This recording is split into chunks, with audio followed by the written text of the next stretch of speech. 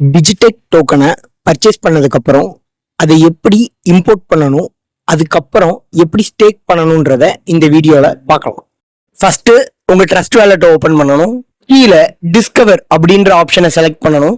அதில் அந்த சர்ச் ஆப்ஷனில் digitechelite.com அப்படின்னு சர்ச் பண்ணுங்க. அப்புறம் அதில் அந்த ஃபர்ஸ்ட் கூகுள் சிம்பிள் போட்ட ஆப்ஷனை செலக்ட் பண்ணுங்க.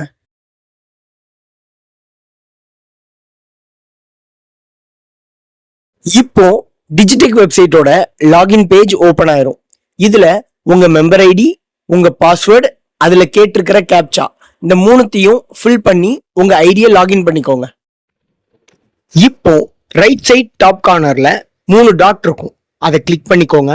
அதுல நெட்வொர்க்ன்ற ஆப்ஷன்ல எத்திரியம் செலக்ட் ஆயிருக்கும், அதை BNB ஸ்மார்ட் செயினா மாத்திக்கோங்க. இப்போ ரைட் சைடு கீழே ரெஃப்ரெஷ்ன்ற ஆப்ஷனை கிளிக் பண்ணி பேஜை ரெஃப்ரெஷ் பண்ணிக்கோங்க. இப்போ டாப் லெஃப்ட்ல உள்ள மெனு சிம்பிளை கிளிக் பண்ணணும். அதுல இம்போர்ட் ஃபண்ட்ன்ற ஆப்ஷனை கிளிக் பண்ணணும். மறுபடியும் இம்போர்ட் ஃபண்ட்ன்ற ஆப்ஷனை கிளிக் பண்ணணும். அதுல USDT அமௌண்ட் அப்படின்னு இருக்கிற இடத்துல 101 USDT அப்படின்னு டைப் பண்ணி இம்போர்ட் ஃபண்ட் அப்படின்ற ஆப்ஷனை கிளிக் பண்ணுங்க.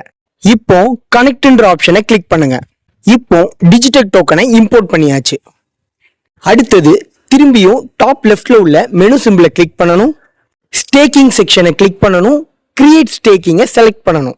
இதுல அமௌண்ட்னு இருக்கிற இடத்துல $100 டைப் பண்ணுங்க. அப்புறம் டிரான்சாக்ஷன் பாஸ்வேர்டு அப்படின்னு இருக்கிற இடத்துல உங்க டிரான்சாக்ஷன் பாஸ்வேர்டை டைப் பண்ணுங்க. கடைசி கிரியேட் ஸ்டேக்கிங் அப்படின்ற பட்டனை கிளிக் பண்ணிட்டீங்கன்னா ஸ்டேக்கிங் பண்ற ப்ராசஸ் முடிஞ்சது.